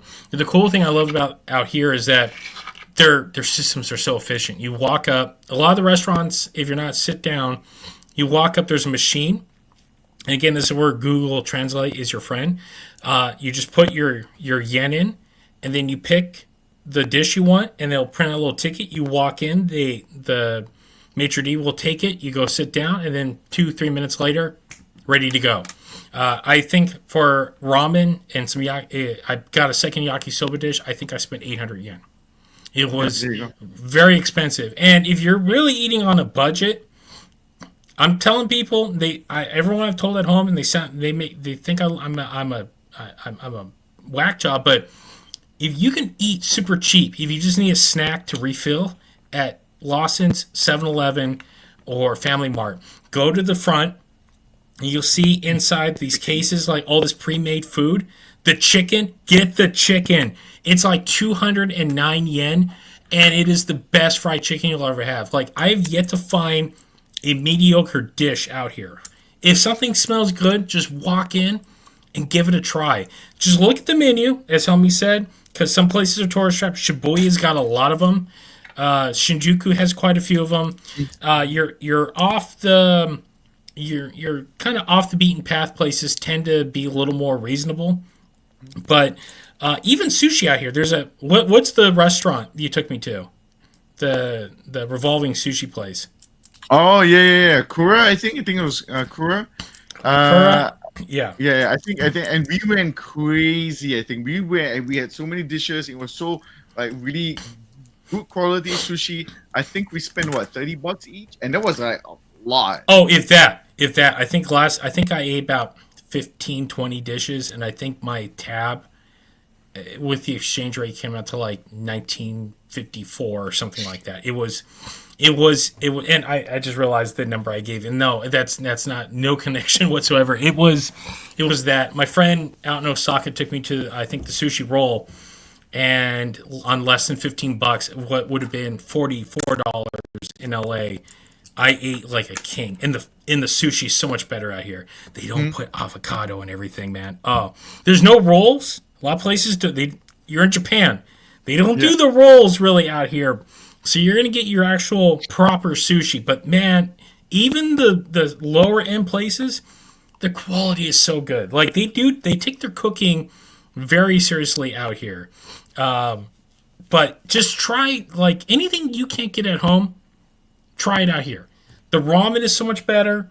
The yakisoba, all of it, steak. Oh my god, the steak. Kyle took us to this steak place I'd never known about for like $22. Like, you got this fresh cut steak that you cook on like a little grill in front of you. Best tasting steak I've ever had. And he said, yeah, this is like the low end. Which one was this one? Is it the one that This I one- went with you as well? Yeah, the one in Shinjuku. I forgot the name. The English lettering on it just says "quick, fresh, tasty" on it. So those are what to look for. I forgot the Japanese name, but just walk into one of those, you pay, and then they bring you the food. The only thing, look, if you're like me, the only thing that you're probably going to spend a little money on, which the Japanese do a lot of, is drinking out here. Booze is still not cheap.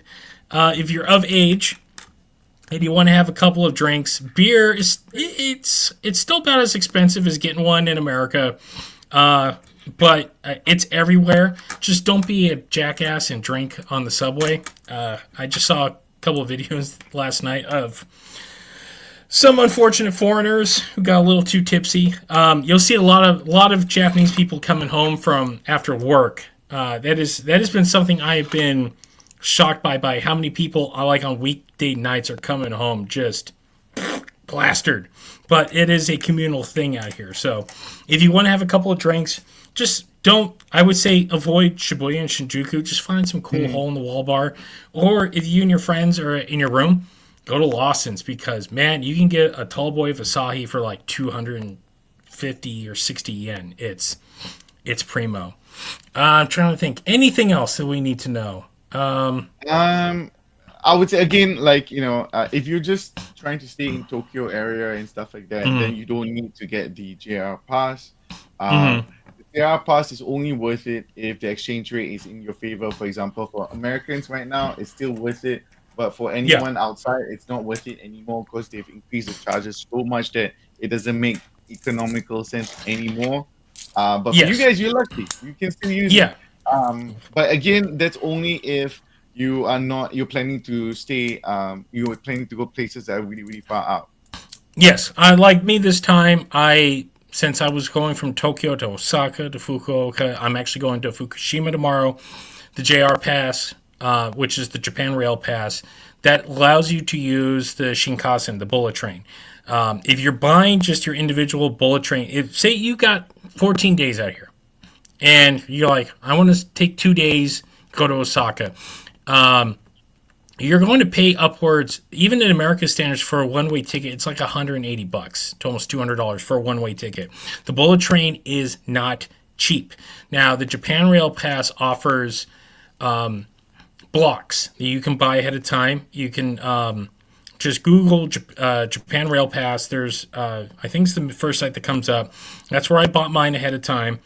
I still paid for 14 days, $530. Now, a lot of my friends said, you're nuts. But when I told them where I was going, they're like, oh, okay, you're going to get the most out of it. And the pass, which is just this little paper pass, the thing I learned with it is that you can't just walk up to the Shinkansen station and pick it up. There's a separate location. You have to go get it. And the beauty with this thing is you can go online after you create an account. And if you know you're traveling for a couple of days and I would say if your trip is more than 2 hours, you can pick your seat ahead of time. The beauty about the Shinkansens, they run similar to the trains in the city. So if you miss one train, you can always find another train about another half hour to 45 minutes later. Just know that, you can make it 350 miles in under 2 hours, but there will be stops along the way.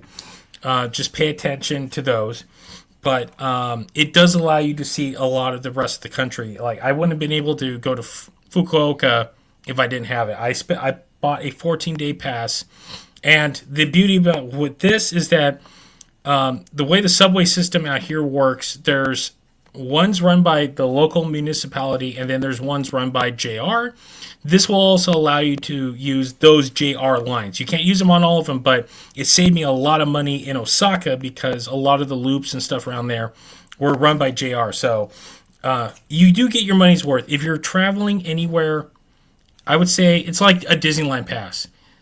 you have to use it about 5 times to make sure to pay for itself. So if you're out here for an extended amount of time, this is definitely worth it. Just know you're going to pay for it, but make the best use of it. The bullet train's amazing. It's man, those things, holy crap, they haul ass. And you get to see a lot of the countryside that you wouldn't see outside of the cities. Like it really is a beautiful ride, especially if you're going during the day. What I saw going down to Fukuoka was stunning, but there were also other times where when you pass other trains that are going about 190, 200 miles an hour, that train just, you're like, holy crap, and no one's like blinking an eye. The other wild thing is, speaking of drinking, man, so many people just brought food and were popping beers and just like having a good time, just sitting back and enjoying that trip. But that is an expensive thing. If you're coming here for the first time, you're probably not going to need it. That is for, I would say, a second, third trip where you want to see the rest of the country. You theoretically can fly everywhere within like a 90-minute time, but just know you're going to have to go to an airport, go through security. The bullet train, you don't need that, but it's going to be a little longer, but it will get you to any of the major cities you need to get to. But yeah, other than that, yeah, just know, even one-way pass is still super expensive. I know some people have this idea of like, oh, it's going to be like $30. No, it's not. These are highly sophisticated trains that move at astonishing speeds. So they are quite costly. But if you get a chance to try one, I highly recommend it. They're an experience in of themselves. So especially if you want to see Kyoto and Kobe, like all those places, absolutely, I would say go and see. But if it's your first time, man, Tokyo's going to take up a lot of your time. This is what this trip for me was about, was seeing the rest of the country. Like, as Helmi was telling me these grand stories, because he's been up and down this country already, and I'm like, I need to see all that. So 1 month, and I'm like, yeah, I can do a lot in there. I can fit a lot in there. Anything and else? there's still so many Oh, things for you. so much. I spent, I think, a combination of like 8 hours in Kyoto. I didn't even scratch the surface. I only got to go to 3 temples, and it still wasn't enough. Like, those are, that's the beauty about once you get outside of Tokyo and really see the rest of the country. Tokyo is its own thing. It's its own entity. It is a megapolis. The rest of the cities are much more manageable. Osaka is a completely different vibe. I would compare it to, like, if Tokyo's New York, Osaka is LA. It's a little more spacious. It's not as hectic, and a lot easier to navigate. Same with Kyoto. Kyoto is beautiful, absolutely gorgeous. Fukuoka, my goodness, it was its own wild thing. I did the Godzilla zip line, and you want to talk about buses? That was my first time using a bus out here, and that, again, yeah, it's not an easy thing. 3 buses came, and I kept asking, "Are you going?" They're like, "No. You gotta wait for this one." So those are things to take in. I know a lot of people, they want to do it all, and the thing is, case in point, the Godzilla zipline. I was in Osaka. I know it's near Osaka. I had in my head it was like a 40-minute train ride at most. No, it is not. My friends out there were like, dude, it's like 2 hours to get out there by standard train. Thankfully, I had the Shinkansen. That got me to Kobe pretty quick. But even from Kobe, it was 2 trains and a bus to still get out there, because you're on an island. Like, there's no way to physically walk there. You have to get off one train, get on another train, get on another train. Then you're at this bridge, and you have to wait for this bus to take over the bridge. And once you're there, it's awesome. But then getting off that island is a whole nother experience in of itself. And some people I've talked to, I don't know if you had this experience, but were you there at night? Yeah. Yeah. And the tram stopped running, right? I don't know. Thankfully, I still had the train. No, Okay. The bus. Okay. Did they have the little bus that took you to the stop, or did you have to hike to the bus stop? I didn't have to hike, thankfully, but it literally was the last bus. Oh, okay. Yes. So that's something that I had friends that missed that last tram. It is like a 30-minute hike to the nearest bus stop.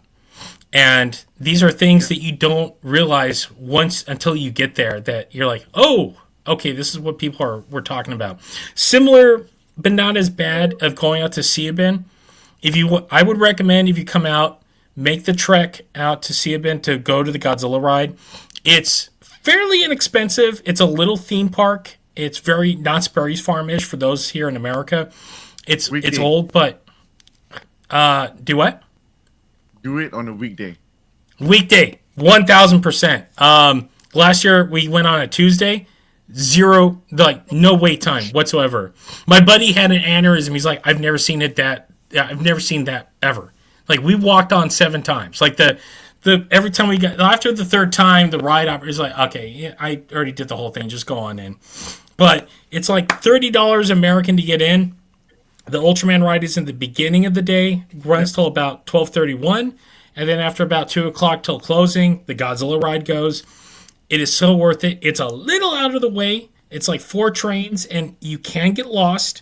So be very astute to where you're going, but definitely worth the trip because that ride is amazing. The rest of the park, I don't think there's going to be much for adults to do. It's cool to walk around, but all the other rides are these little Astro Boy kiddie rides that no one's going to be able to fit on. But the Godzilla ride, mwah, so worth it. Shopping wise, Sunshine City, that's a definite. Any other like big shopping destinations outside of Tokyo as Nakano or all well. that? Ginza, that's where your shopping district is at. So a Mm, lot of the boutique or high end fashion stuff is there. It's still cool to walk around and check it out. And obviously, mm. I think the biggest Uniqlo is there as well. So that'll be fun to check out. And also And I, Godzilla Attack there. yeah, yeah. Let me see, dude. There's so many things to do in Tokyo in that 7 days. You'll be fine. And here's the Mm, thing. But the first time, oh, just to give context, the first time I mm, ever went, I think I told you this, Chris. The first time mm. I ever went to Japan, and I just stayed mainly in Tokyo itself. I literally spent, in terms of US dollars, $1,000. My whole trip, which is Yeah. including my flights, Mm-hmm. my accommodation. Again, I was staying in hostels, so like it's really really cheap. Mm-hmm. I was eating literally ramen because I just wanted to save money. I just wanted to get my ass there the first time. Yeah. So even then, I still had a bit of shopping money for some of the figures I wanted to buy, and I still had Mm-hmm. money for tourist attractions and stuff like that. So literally, if you were being a super tight ass, a Mm-hmm. thousand dollars might even be possible. I wouldn't recommend it. I would say at the minimum have $2,000. But Yes. again, $2,000 to go there. Like, for example, if you plan it from now to then, like what Godzilla Mm-hmm. 75th birthday, right? That's Yes. essentially what 5 years from now, dude. Yes. I guarantee you can save $2,000 in 5 years, right? Very much That's how you so. do I would even say if you were to start, say you wanted to come next year for the celebration, if you it. start now, you can if you can get about 800 put together, you can relatively book a flight by March or April, and then you're just figure. I would say if you're going to be out here for like 10 days, put an extra $300 aside for travel expenses. That's for train use, and you probably won't even use all that. After that, then just put the money away for your whatever you're going to spend. And the exchange rate is great right now. We don't know what it'll be in 6 months from now, but you can I've been budging myself to 10,000 yen a day. That is roughly $64 American at the exchange right now, but that's in Japanese terms $100 a day. That has been more than enough for me. And in 8 days, 10 days, like at $1,000 just to see things, eat, like you can do that on that and still have the full experience.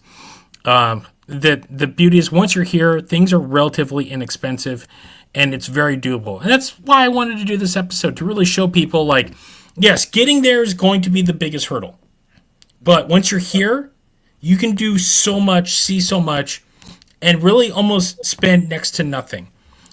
Just know that there are certain rules, and just follow those rules, and you'll be good. Just don't be a jackass. I think that's the biggest one. Don't be an ugly Yeah, and American. don't tip. Right? Yes. Some of them will be offended when you try to tip because I don't tip because I know, and I've seen attempts of an Americans trying to tip, and you can see the other person literally getting offended. Don't tip. Yes. I just actually had this conversation with my friend Larry about the tipping culture coming over here to America. And look, they don't do tip. Like, it turns out most of the world doesn't tip. We're big on tipping. You'll want to tip, but don't. It's not. Think of it this way. It's like releasing a goldfish into a pond. Like, it's not part of it, and you're changing the ecosystem. It's not something that you want to do because it does affect the people who live here. And their day to day, because if it's like feeding the bears. If they become accustomed to that, they're not going to have any survival instincts. You start tipping, and you make it harder for the people who are actually have to live here day to day, because now those people have to compete with you, the tourist who is coming here and throwing your money around willy nilly. So don't tip. Just know in Japan, if you're riding the escalator, if you're not going to walk up it, it's on the left side. Tokyo is left side, Osaka is right side. It was right side. Yes. That threw me off, but yes. Just follow that. Just know if you're on a subway, old people, pregnant women, families, give up your seat. That's the thing I love about out here is that there are some of those more chivalrous values that are still in play, and I appreciate, like, a lot of times, like, if the train's wide open, I'll sit. But even today, I gave up my seat several times for some older gentlemen, a nice elderly woman, and a family. As I was coming back from Yokohama proper to where I am in Shin Yokohama, there was his mother and her son. He was like 3. Got up, gave them the seat. If you do those things, everyone is everyone's polite, nice about it. Just know, don't blast your phone on the train. That's a faux pas out here that I've seen some people do. Don't talk on the phone. Don't talk on the phone. And if you have a backpack or whatever, you should bring it to your friend. Yes, hold it. Don't use the next seat, because those trains fill up very quick. And if you're able-bodied, just stand. I know it's nice to sit after walking around all day, but be courteous. That is what makes this country go around. Is there is a common courtesy amongst the people here. If you follow those rules, you'll have a great time. The people here are super friendly. They're exceptionally nice. And if you're worried about the language barrier, if you're in Tokyo, a lot of people here speak conversational English. Like, you're not going to be able to get like the little idioms and stuff, but most people can help you with certain things. And if worse comes to worse, Google Translate. I've had many conversations through Google Translate, but most people can help you. Tell me any little phrases that arigato, big thing. I say everything. Anything else, just to tell people? Arigato gozaimasu means thank you very much. Sumimasen, it's like, excuse me. Gomenasai is kind of like I'm sorry and stuff like that. But generally, like, people just say, oh, thank you, or like, excuse me. So, and then when you want to try to get your way, even though there's a bit of space, it's still nice for you to say, oh, sumimasen, so you can make your way through a corridor that's kind of packed or whatever. And then just there's a line in it.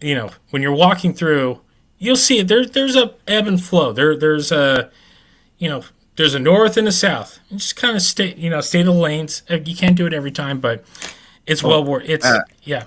And another question they always like to ask, and they say so quickly you kind of miss it whenever you're at convenience stores or at general stores. Even you're like, do you want a bag? The first question they almost always ask is, do you want a bag? So it's like you'll be so close. What are they saying? Because it'll be in Japanese. Yeah. Just say, if you want a bag, just not yes, or they say no or whatever. But I guarantee you, 90% of the time they're asking you, do you want a bag? Yeah. Bags are like 5 yen out here. So if you Yeah. have your travel bag, you half the time you don't need it. So, Yeah. all right, we're gonna start wrapping this up. But one thing I want to ask, Helmi, Mm-hmm. your last trip out here, you're out here for Godzilla Day. Did Yeah. you have fun? 100%. 1000%. Mm-hmm. How It's was it like watching?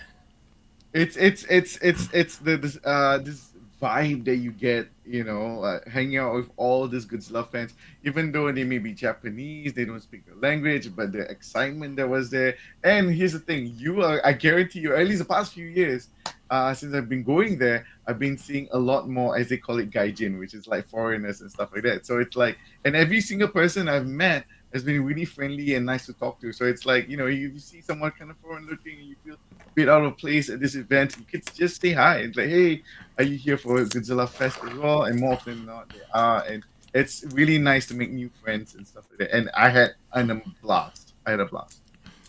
What'd you think of that short film?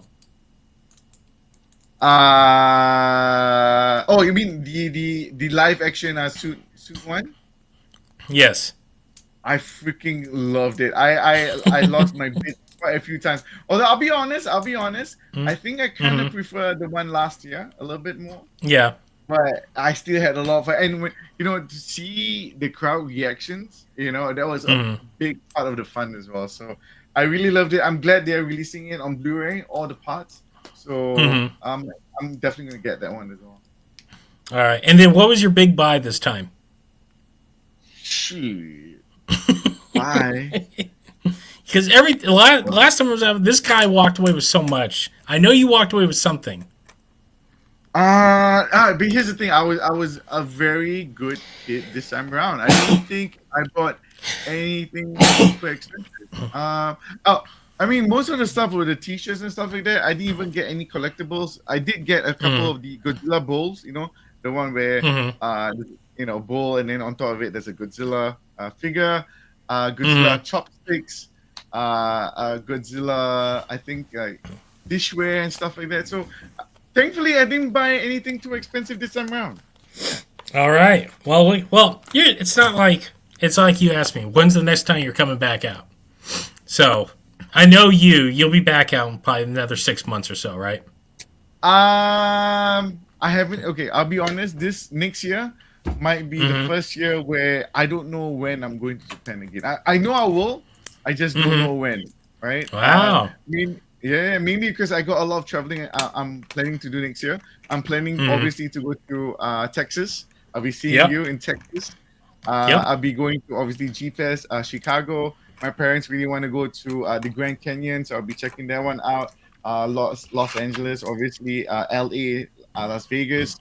High chance of me going to Kentucky again, and obviously Singapore, potentially Taiwan. So a bit of traveling. So I don't know if I'll be going to Godzilla, Japan again. But the chances are I'll be going for Godzilla 71st because we have fun to have that celebration again. And maybe if I don't go to Taiwan, I might go for a few days in April to Japan. How about you? When's your next trip? Because I know this is not it. This isn't it. No, because even with as much as I've seen, I'm not going to be able to get to northern Japan, which has been one of my goals. I am moving to Texas for the next year once I come back. So I will probably skip the celebration next year unless things open up. I will be at G-Fest, though. But we do know that there is a new movie coming. And most likely, it will be not 2025, but it'll probably be 2026.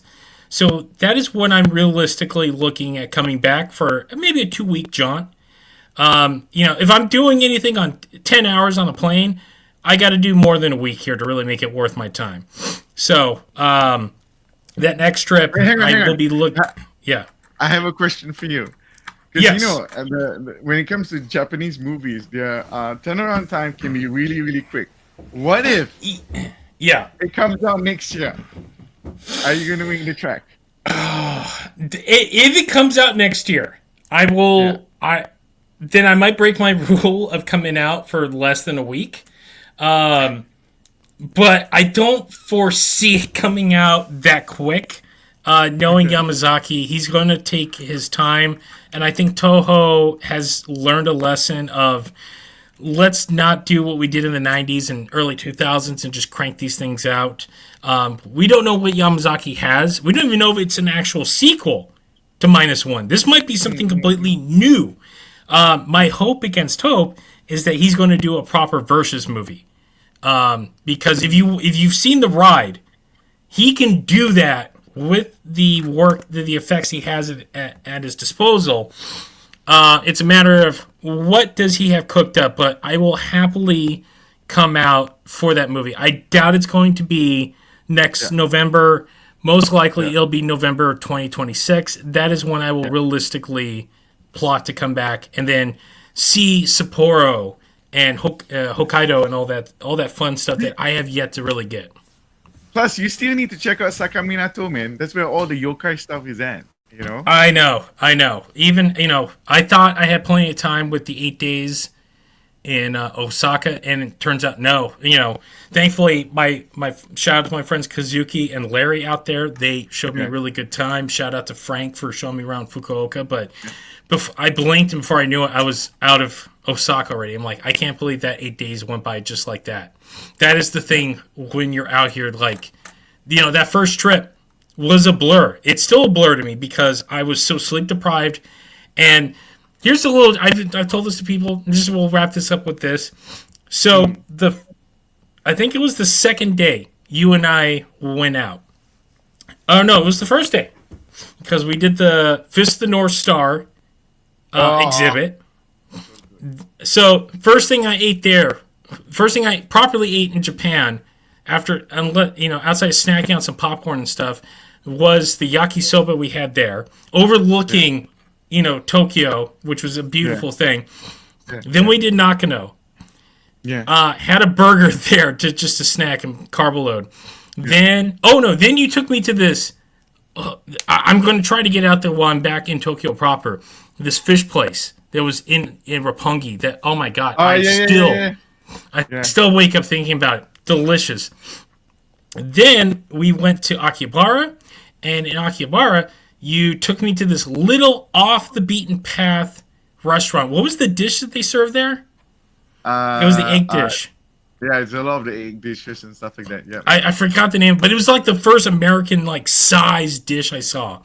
Okay. By the time I got back to my room in Roppongi, it was like 1:45. I sat down on my bed. My feet were swollen. Everything was aching. I popped a couple of Tylenol. And then 20 minutes later, I'm like, I ate 4 or 5 times today. Why am I starving? And I messaged you, and all you did was reply back with a laugh emoji. And then you sent me a screenshot of your Fitbit that tracked. And you basically says, bro, we walked roughly 15 miles today. I'm like, holy crap! I can't believe we did it. And a lot of those, when you're in Akihabara, a lot of those buildings are very tight, and the steps are very steep. There was a bar you took me to. I think it was the 8-Bit bar. Where I told him, look, man, if I have a heart attack, because this is 4 floors up, there was the elevator. I think to get there was a coffin. I'm like, I am not doing that.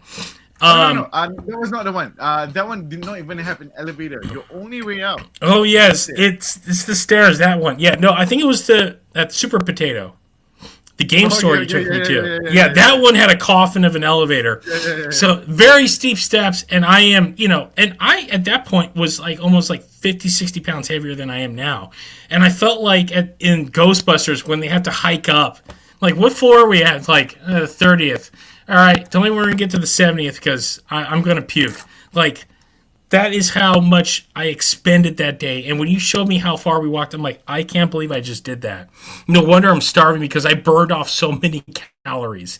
And that is a thing I did not expect out here. And that's why we're doing this episode, because I want people to come. I want people to have a good time. Helmi has... I've seen him at G-Fest, people who've never... He's like, bro, you got to go. You got to get there. This is the promised land. And it truly is. Japan is so beautiful. Outside of the kaiju stuff, one of the best places in the world to come visit. And there's nothing else like it. So, On that note, we'll wrap it up because we are pushing 2 hours. Oh my god! So I gotta let Helmi go. It's getting pretty late where he's at. So Yeah. on that note, everybody, if you like what you see, remember. I don't have to give you that spiel. You can find us on social media. We're on X at the Kaiju Kingdom. We're on Instagram at the Kaiju Kingdom and Facebook.com/the Kaiju Kingdom podcast. You can follow all of our misadventures while we're out here. I'm out here for another week. So I got Tokyo in like 4 days. I'm going to the Super Raya Museum tomorrow. So I'm going to go do it. Yep. Hang on, 2-hour train ride. Hang on. Subaru Museum and the what's that? The The street, right? No, Yes, I'm doing. But Yeah, I'm going to do both. The warehouse, you know where they keep all the props. Yeah, I'm doing both. Okay. So that one actually might just pay for a taxi to get me from the train station to there. I might fork out the money on that one. I'll give you some tips. I'll send you. Okay. Yeah. Sounds good. So follow for that. I've also shot about I've got about 90 gig almost of footage and video I've still not posted yet. So keep tabs here on this channel and on our social media for a lot of that. I've been putting up as much as I can. So on that note, that will do it for this edition of the Kaiju Kingdom podcast. I want to thank Helmi for coming on, giving those tips. And on that note, thanks for watching, guys. And we'll see you next time.